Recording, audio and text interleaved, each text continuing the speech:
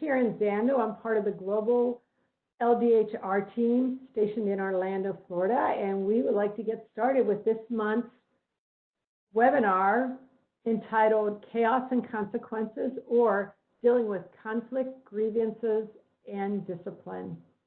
Our speaker tonight is Cathy Rostad. Cathy's been on staff with our organization for 43 years, and the last 20 have been spent working in LDHR. Cathy earned a Master of Arts degree in Biblical Counseling from Colorado Christian College, and she has a passion in ministry to connect people with opportunity. So you will often find her using her skills and experience to help our staff grow in their walks with God and to serve Him more effectively. I have watched Cathy work with chaos and consequences, and she does an excellent job. And so I'm really looking forward to what she has to share with us tonight. Cathy. Thanks, Karen. Well, welcome, everyone. I'm glad to be with you. And we are going to talk about chaos and consequences. If you're serving as an LDHR generalist, a staff care specialist involved in selecting new staff, or referencing senior staff for a leadership role, you have likely encountered circumstances in a staff member's life that produced concerning behavior. Whether the staff member is living in their own chaos or has brought chaos to the team and those that he or she is discipling, it's obvious you need to enter into their circumstances. So each situation is unique, and so it must be entered with care and wisdom. There are some general principles that can guide us as LDHR professionals, though. Tonight, I have 3 outcomes that I'd like to accomplish with you. The first one is I hope to be able to articulate for you the biblical and organizational frameworks of handling conflict, grievances, and discipline.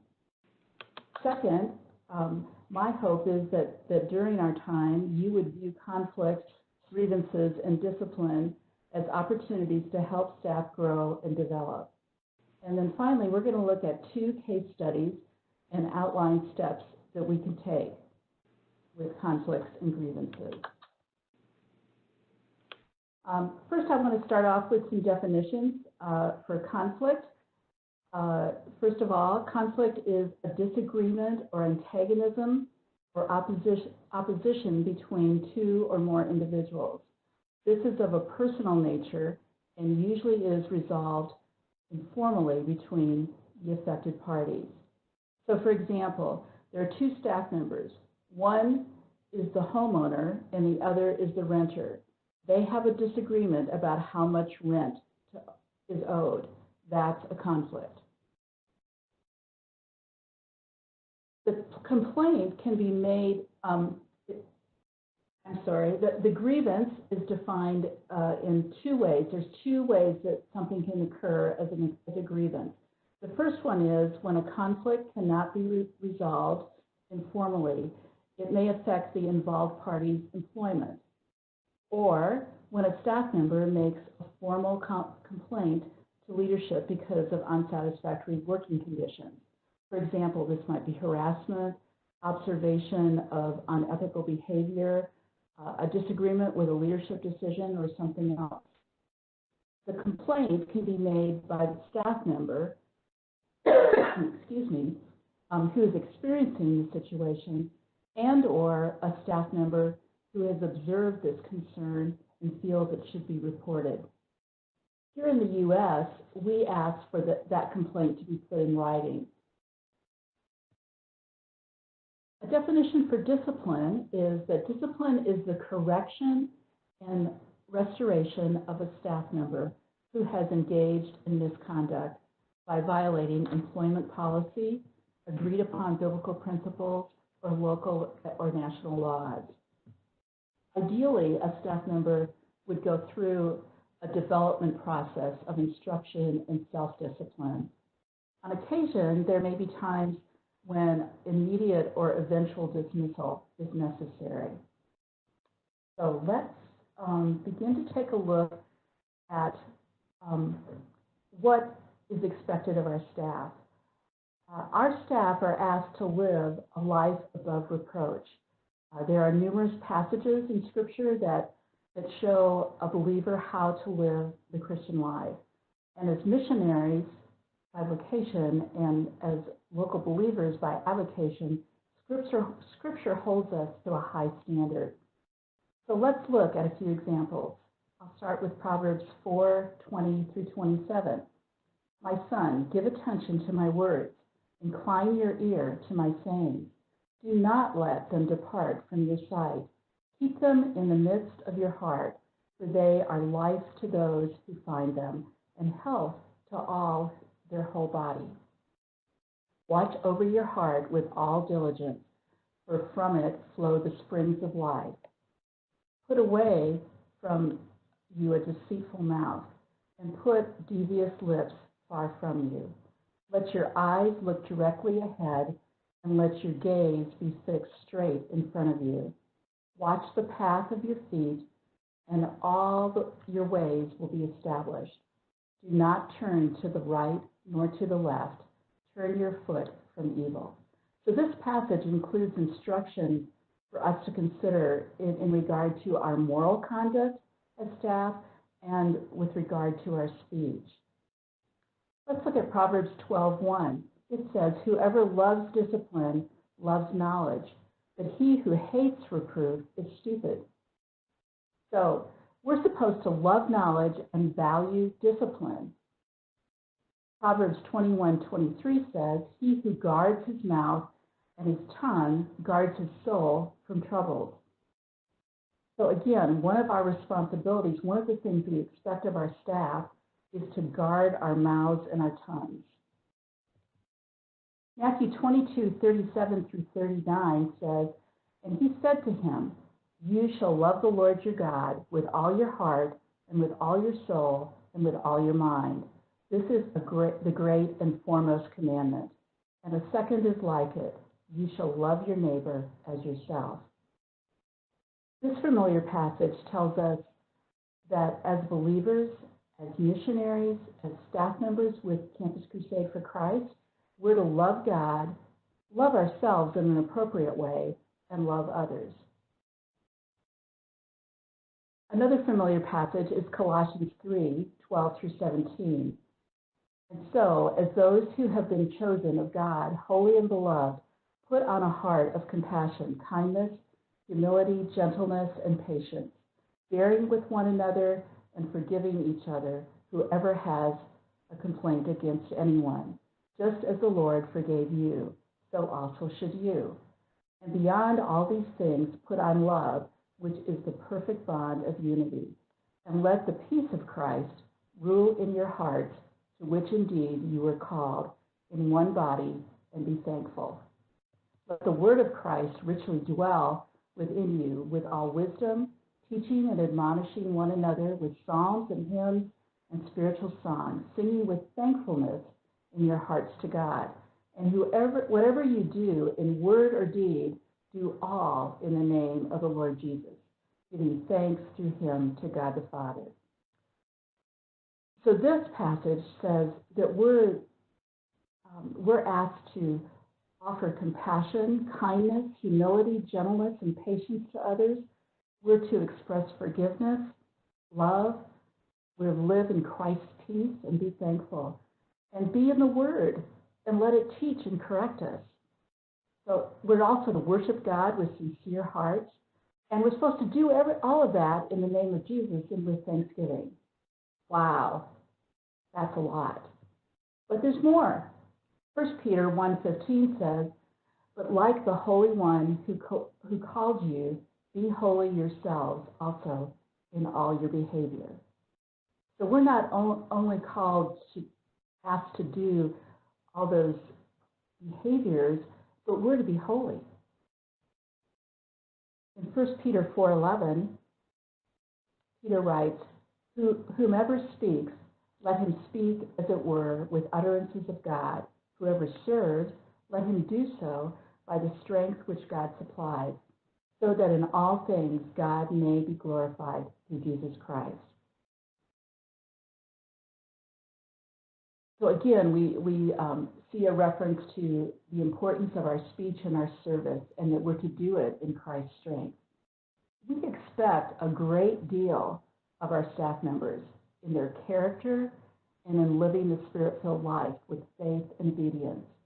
We could continue probably for the rest of the hour going through biblical references about what a life above reproach looks like, but hopefully that will suffice for now. Let's go a little bit deeper into what is involved in conflicts. I want to talk about several principles that are important in terms of our biblical framework for dealing with conflict. And none of this will take you by surprise. The first passage is Matthew 5:23 and 24. If therefore you are presenting your offering at the altar, and there remember that your brother has something against you, leave your offering there before the altar and go your way. First be reconciled to your brother, and then come and present your offering. So the first principle in dealing with conflict is that we're to resolve conflict quickly. Let me just give you a recent example. I came into the office the other day, and I had in mind as I walked through the doors an immediate task that I needed to address. So I put my stuff down at my desk, and I began to walk down the hall towards that task. And on the way, I met Ben, my supervisor. He asked me if I had been able to resolve a situation that he knew I was addressing. And I was so focused on what I needed to do that I kept walking and loudly yelled at him in a not so pleasing voice. And I said, "I've got something to do. I'll be back." And this look came across his face like, what in the world? What have I done? Because he was trying to be kind and caring towards me.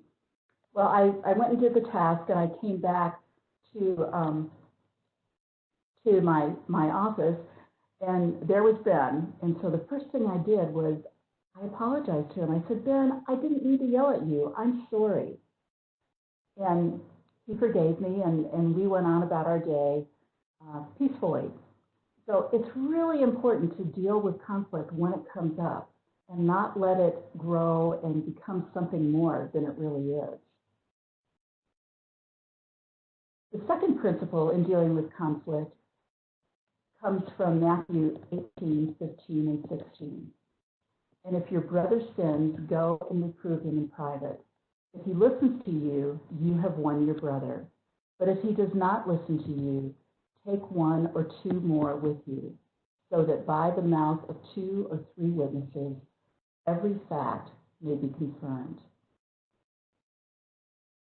This is probably something you're very familiar with, that when we have a conflict with someone, we first need to go and talk with them one-on-one. And if that can't resolve the conflict, then we need to bring another person or two into it. The third principle is from Colossians 3:13. Bearing with one another and forgiving each other, whoever has a complaint against anyone, just as the Lord forgave you, so also should you. So when someone brings a conflict to us and there's something that we need to forgive, we need to do that, or we need to extend forgiveness to them. Now, I realize that sometimes our feelings get hurt or there's some action taken, that it may take us a while to forgive, but we want to have a posture of being in the process of forgiving. And if we can't forgive that person right away, we want to be able to communicate to them that we'll pray about it and seek God, and that when we're able to forgive them, we'll come and express that. But if we can do that right then, that's the best scenario. Finally, a principle from Proverbs 16:28, a perverse man spreads strife, and a slanderer separates intimate friends. And then from Proverbs 17:9, he who covers a transgression seeks love, but he who repeats a matter separates intimate friends.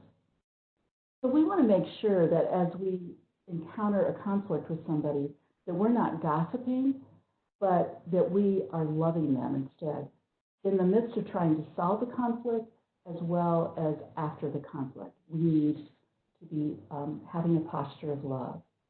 So let's look at a case study regarding conflict. This is something that actually happened to me. A supervisor, not to me directly, but I dealt with this conflict.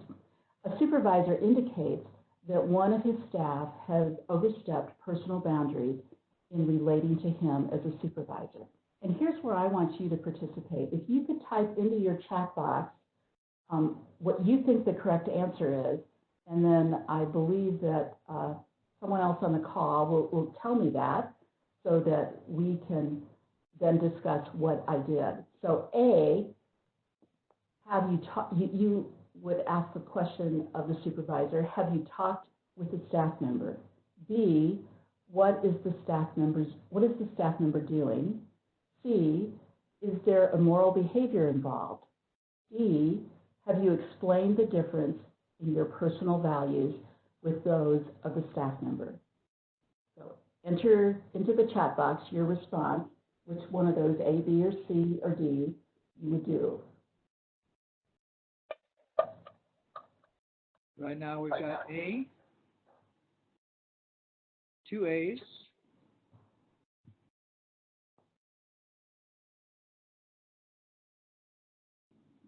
Okay. It sounds like the A's have it, and that is exactly what I did. I asked the supervisor, have you talked with the staff member? Remember, it's a personal conflict at this point, and the biblical model is for one person to go to the other to seek to resolve it. Let's see what happens. When asked, the supervisor says he has talked with the staff member about overstepping boundaries on a number of occasions, but the staff member continues to behave in the same way. The staff member indicates that she has been consulting the supervisor about some life issues, and she sees him as a father figure in her life. She values his counsel. What would you communicate with her about next steps in the process? A, you would clarify what her expectations are of the supervisor. B, outline a biblical process for resolving their differences. C, ask her if anything immoral is happening. D, shake your head and tell her she is on her own to resolve this conflict. Why don't you enter your responses in the chat box?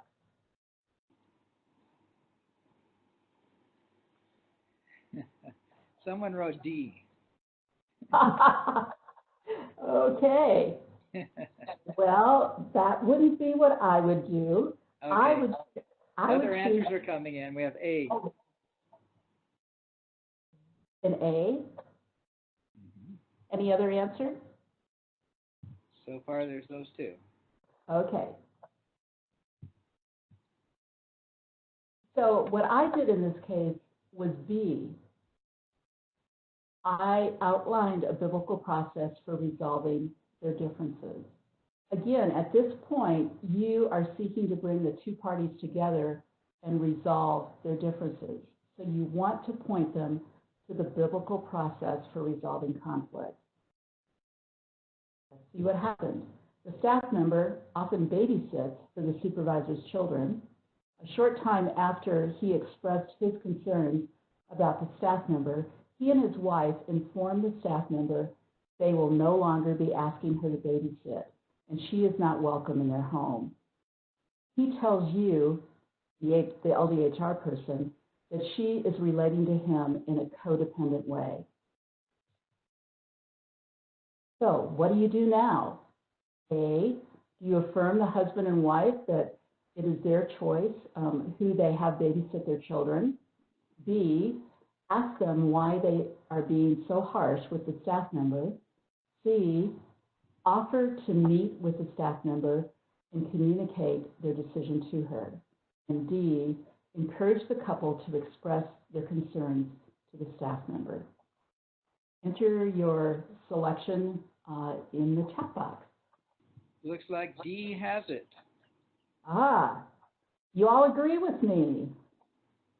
You want to encourage the couple to express their concerns to the staff member. This is still, I hate to sound like a broken record, but this is still a personal conflict. And that needs to be resolved between the two staff members, or in this, now it's become the staff woman and the staff couple. Okay, moving on. The staff member is the assistant for the supervisor. The supervisor tells you he doesn't want her in that role any longer and doesn't have another role for her on his team. The staff member feels she is being asked to leave the team because the supervisor and his wife have personal differences with her, not because of a work performance failure. How do you handle that? Let's see what you choose here. A, this is still a conflict and it needs to be worked out between them. B, the conflict has affected the work environment, so it is now a grievance. C, you ask all parties if they are willing to engage in a conflict resolution process led by a neutral party. D, you start an investigation to see if there are other staff members the supervisor is discriminating against. Put your answer in the chat box, please. We've got a B.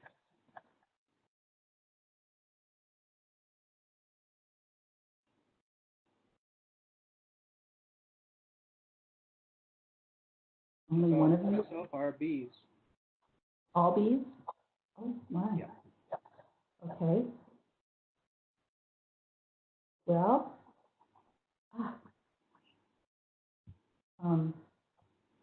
We got a C too. okay.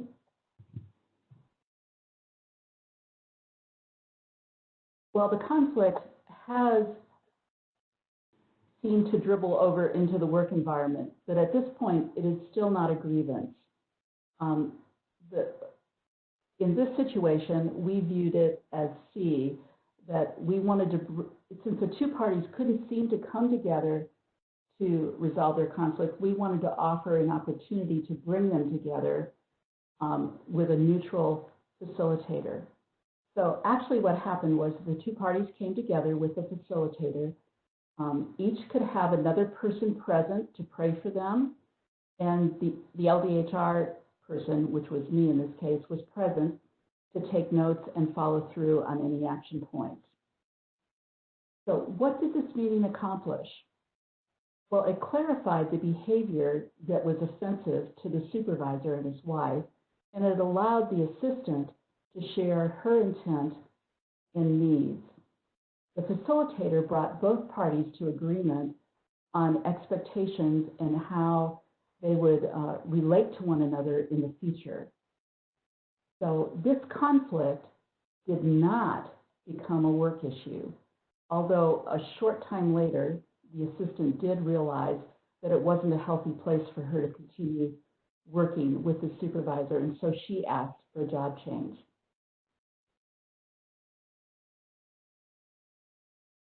There's a book that I would like to suggest to you if you're looking for more resources on how to resolve conflicts.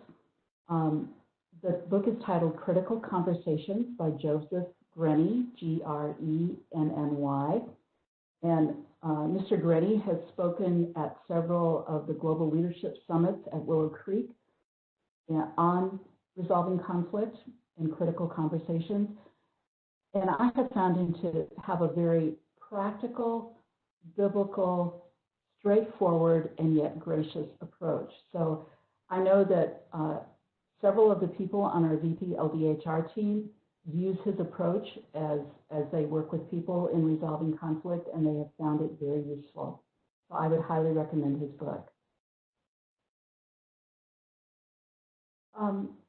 Let's summarize a few principles that you can remember about helping staff resolve conflict.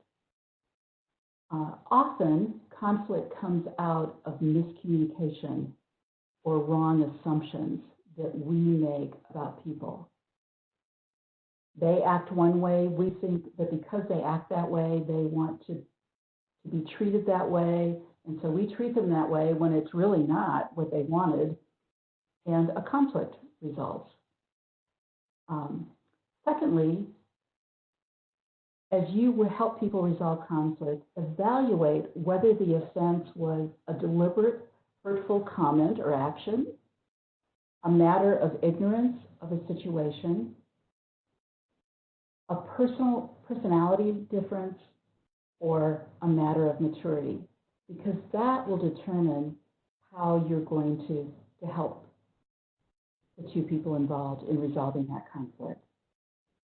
We're going to go on to grievance in a moment, but before we do, I want to repeat the definition for grievance. Remember, there are two ways that a grievance can occur. One is when a conflict cannot be resolved informally. It may affect the involved party's employment. In other words, it does spill over into the work environment, and maybe people on the team take sides, or there just causes a lot of tension on the team. Second, when a staff member makes a formal complaint to leadership because of unsatisfactory work conditions, and this might include things like harassment, observation of unethical behavior, maybe a disagreement with a leadership decision or something else. So let's talk about some of the principles and practices when we are faced with a grievance. A grievance goes beyond personal differences of opinion. It's a disagreement with a decision that affects them, or they feel that they are being unfairly treated. It also, it's important to remember that we need to ask the staff member to put it in writing. You might wonder, why is that? But a lot of times I have found that when people can put their concerns in writing, they're able to articulate them, and sometimes they realize they don't have a grievance, they really have a conflict, but also it helps those of us that need to deal with that grievance and investigate to determine what the person is really asking us about and for. So putting it in writing is really an important step. Then handle it in a Christ-like manner and according to organizational guidelines. Just as we ask our staff to live a life above reproach, we as LDHR leaders should live a life above reproach. And that means that as we handle people's grievances, we want to do it as Christ-like as possible. Ensure issues are dealt with fairly and reasonably. Don't draw a conclusion when you just have the grievance in front of you. Take the time to ask the questions and do the investigation, and stay as neutral as possible until you've gathered all the facts. And then finally, bring the grievance to resolution as quickly as possible. The longer it goes on, the harder it's going to be for the people involved, for their team, for others that might hear about it, although we want to keep it confidential, but it still gets out. And so we want to deal with it as fairly and reasonably as possible, but also as quickly as possible. So what's the process for dealing with a grievance? There are lots of small steps, but I want to just give you the big steps here.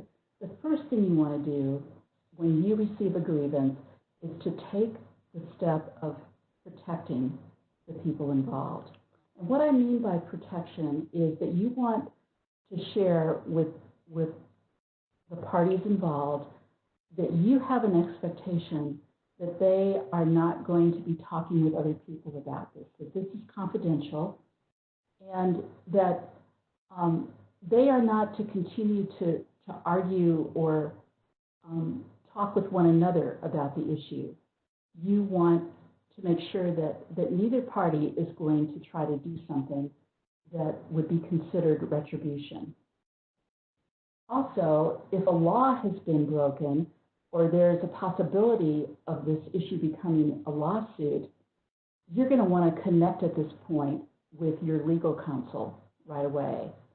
Here in the U.S., we have the General Counsel's Office, and if I think there is any potential legal twist or bent to the grievance,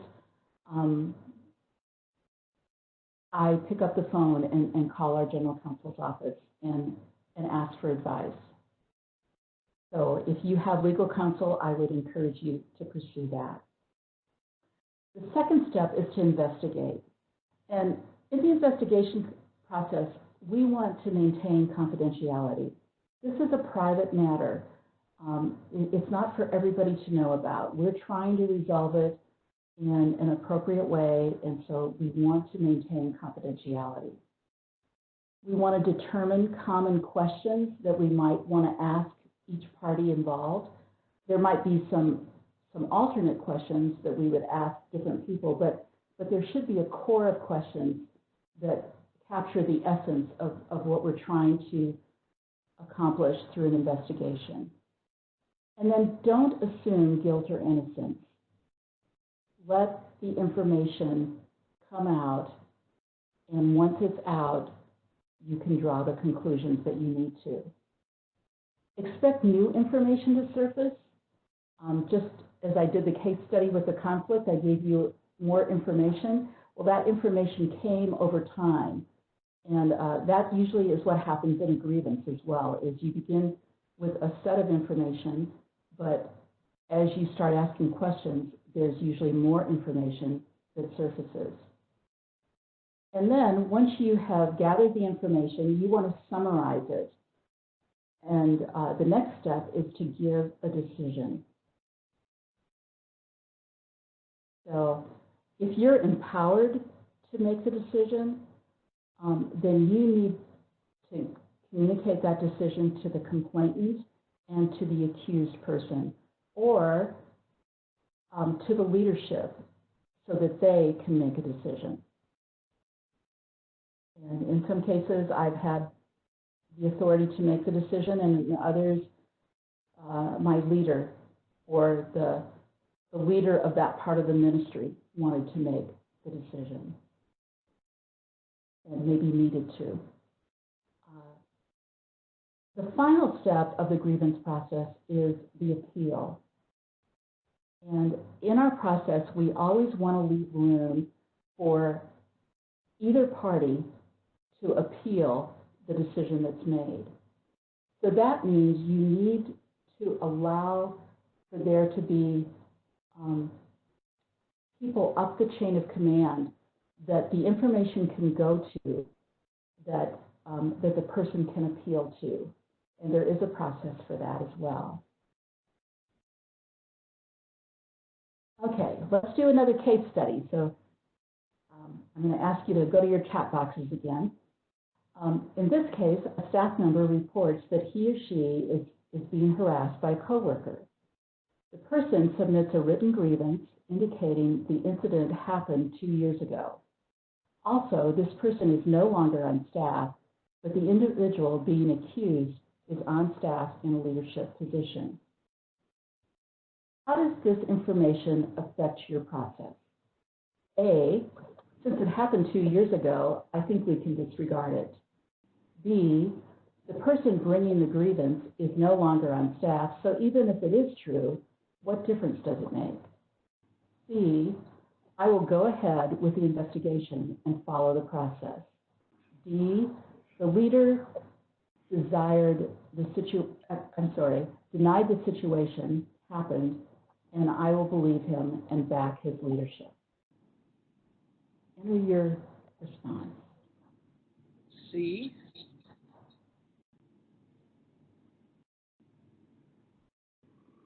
Everyone has C. Okay, and that's the correct answer. The accuser still may choose at a future point to bring legal action, but right now we need to know if the incident occurred and what happened. So, while interviewing the former staff member, she suggests talking with several women who remain on the staff team. She believes they have witnessed the leader harassing her and may be victims of his harassment as well. Do you interview other staff women? A, no, they didn't file a written grievance against the leader. B, yes, you think it could make her case stronger. And after hearing his story, you are pretty certain the leader is guilty of harassment. C, no, you've been told by your leadership that this leader is irreplaceable and needs to be retained. D, yes, they may provide information that will help you determine what has occurred. Give me your answer. The answer I have here is there are D's all around. D's? D. D. Okay. Yes. D is the correct answer. If the leader has harassed others on the team, then there is not only a past issue to consider, but also an ongoing problem to address. Or it may be that the other women on the staff team will offer a perspective that helps you to more clearly understand what happened and how they perceive it. Either way, you will have a clearer picture of what happened. You'll gain information that will be helpful. But again, you want to treat it with confidentiality. Okay, when you meet with the leader being accused of harassment, he brings a member of his church's elder board with him to the meeting. Our staff leader is also an elder in this church. How do you respond to the church elder being present? A, it makes sense because if these allegations are true, then the church leadership needs to discipline him too. B, you instruct the elder that you view him as a prayer support for the leader and that he can stay but cannot participate in the interview. C, you ask the elder to leave. This is an employment matter and not a church matter. D, tell the staff member he can have another staff member of his choice present for prayer and support during the interview.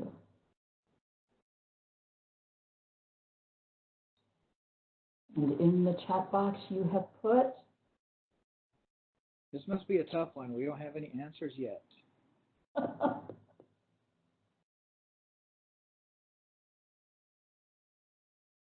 B. Another answer is B, C, or D. Okay. Well, what we did in this situation was C and D. This is an employment matter. Employers don't ask other concerned parties to participate in an investigation. So we would not ask a church member to represent the church in this case. Having another staff member present for the individual keeps the information within the employment realm and also satisfies the desire of the leader to have a neutral party present to hear the conversation and to pray for them. Cathy, one comment here was that it depends on what is written on your grievance procedure. Yes, I would agree with that. If the grievance had something to do related to the church, it might be appropriate to interview an appropriate person in the church. I still don't know if I would bring them into the interview with the accused at that point, though. Okay, going on. After completing your investigation, you determine there is no sexual harassment that occurred in this situation. You communicate your decision to both parties. The former staff woman who filed the grievance believes she still has a case and wants to appeal the decision. What do you do now? A, indicate that you speak for the organization. The decision is final and cannot be appealed. D, you've ensured there is room for appeal up the chain of command, and you instruct her to put her appeal in writing and who to send it to. You tell her she can appeal, but historically, your leader has supported and stood behind HR's decision on these matters. And D, you explain the appeals process to her and warn her it is unlikely her appeal will change the decision. The answer appears to be B. Yes, that's what we did in this case. Always leave room for a person to appeal the decision. In my case, working on the global level, I have 3 levels of appeal available beyond me in most cases. I have the LD VP or the ministry VP above me that person could appeal the decision to. I have Steve Douglas as the president, where another level of appeal can occur, and then finally the board of directors. So I inform my leader and the leader of the ministry early on that I'm involved in an investigation, but I don't want to give them information about the people or the situation, so that if there's an appeal later on, they will be able to approach their task with as much objectivity as possible. Cathy, there's another comment on the previous question.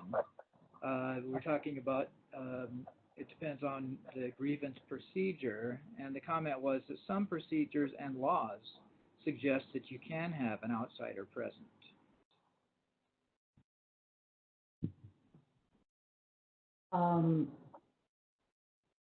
Organizationally, we would agree with that, but we would, because it's an employment matter, we would want it to be another staff member.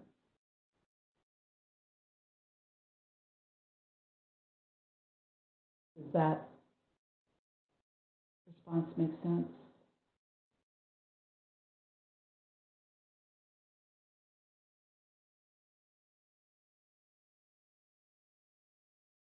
Okay, let's keep going.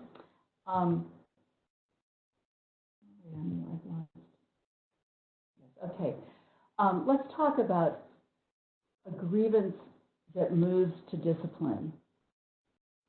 Oh, we still have another step in the study. I'm sorry, I've been traveling around. No. We're, Karen is here doing slides for me, and that is the slide we're on, Karen. So we're going to talk about steps for discipline. What if our investigation of harassment had found that the accused party had spoken or acted in a way that would be classified as harassment? What disciplinary procedures would you follow? Let me offer a few suggestions.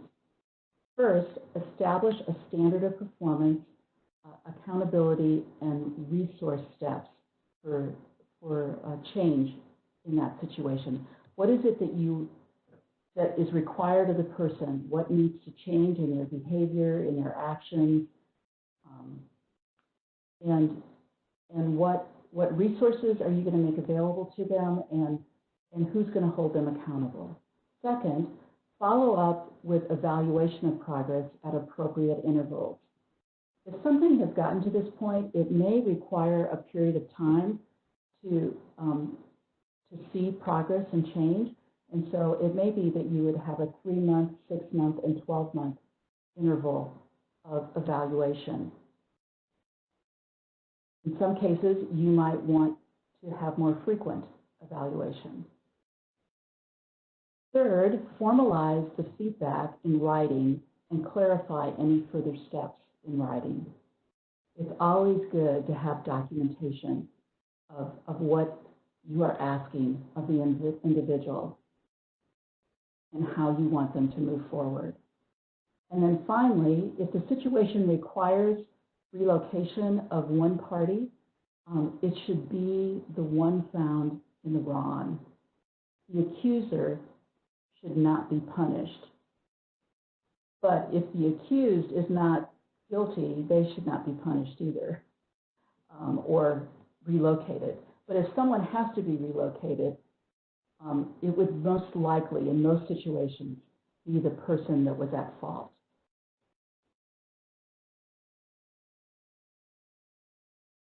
I want to just summarize, as we're closing up here, a few important things to remember as you deal with chaos and consequences. And these are just things that I have found true over time. One, whether you're dealing with a conflict or a grievance, or you're implementing discipline, this is an opportunity for the staff member. It's not a problem. You should not view it as a problem, but as an opportunity to help them grow, to develop, to change, to become more Christ-like. And if you look at it as an opportunity, you're going to see all sorts of possibilities of ways that you can invest in them. Two, you want to maintain confidentiality at all times. That means at the beginning of the process, during the process, and after the process. Sometimes a decision has been made and a staff member is unhappy with that, and they will begin to talk with others about it. And people will come to you and say, how could you do such and such to that individual? Well, they only have one viewpoint of the story, but unfortunately, it's not your place to give them the other viewpoint. You are to keep the information that you have about the situation confidential. Third, you want to apply grace, truth, and time. And some of you may be familiar with the growth model that Henry Cloud introduced to the U.S. ministry. That's where these thoughts come from. We want to give truth to individuals. We want to do it in a gracious way, and it often and most likely will take time for that individual to see change in their life. Or we want to be restorative. Sometimes we need to terminate someone from our staff, and that cuts short the restorative process in some cases. But if at all possible, we want to build things into the process that would help that person to be restored. And then 5, we want to maintain a healthy tension between individual needs and organizational needs. I have found that when I am faced with a situation, a lot of times the leader that I am doing this investigation for will indicate that they're either really, really for the individual or they really want to uphold the organization's standards. And they will swing one way or the other. You, as the LDHR professional, have the responsibility to hold the needs of the staff member and the needs of the organization in a healthy tension. And that's a hard thing to do, but it's your place to do it, even with the leaders that the people involved report to. 6, you want to be consistent. We want to be fair. We want people to look over time and see that we have dealt with an issue in a consistent way in different situations. 7, know who and when to involve them. For example, you need to know when you need to bring in your legal counsel or leaders and how much you need to communicate to them. Sometimes you need to bring someone on board pretty quickly. Other times, if you don't have a lot of room for the appeals process, you need to limit the information that you give so that there can be objectivity in the future in case there's an appeal. And then finally, you always want to leave a place for appeals. So if you are not ready to help your staff deal with conflict and grievances, you will help foster an environment of chaos and have larger consequences to manage. But if you are ready with biblical and principle-based perspectives and processes, you will help your staff turn conflict, grievances, and even discipline into opportunities for growth and development. I think we have a few minutes if anybody has a question. You can put it in the chat box and it'll get relayed to me.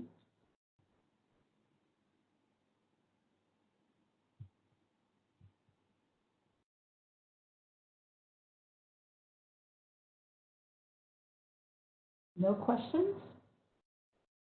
Cathy, let's give them a little bit more time to write them in. Okay.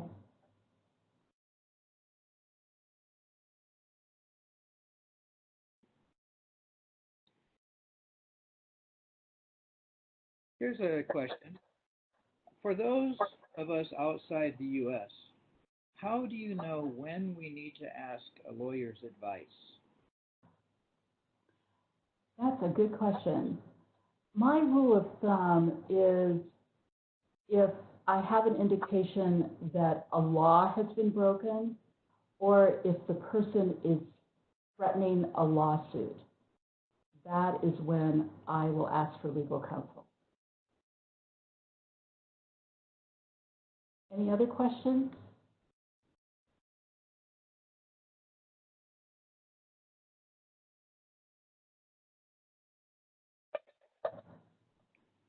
It looks like that's all so far, Cathy. Good job. Well, it's been a pleasure to be with you. And although this can be a difficult topic, it's one that I enjoy talking about because I have found that as we deal with conflict and grievances and discipline, it doesn't have to result in chaos, but it can be an opportunity for growth and development. So I will turn it back to my host, Karen, and she can take it from here.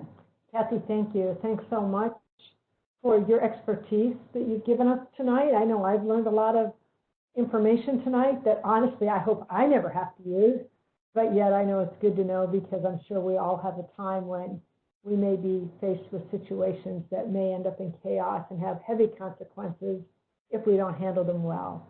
So thank you once again. Thank you, all of you who have joined us tonight or today, whatever time it is where you happen to be.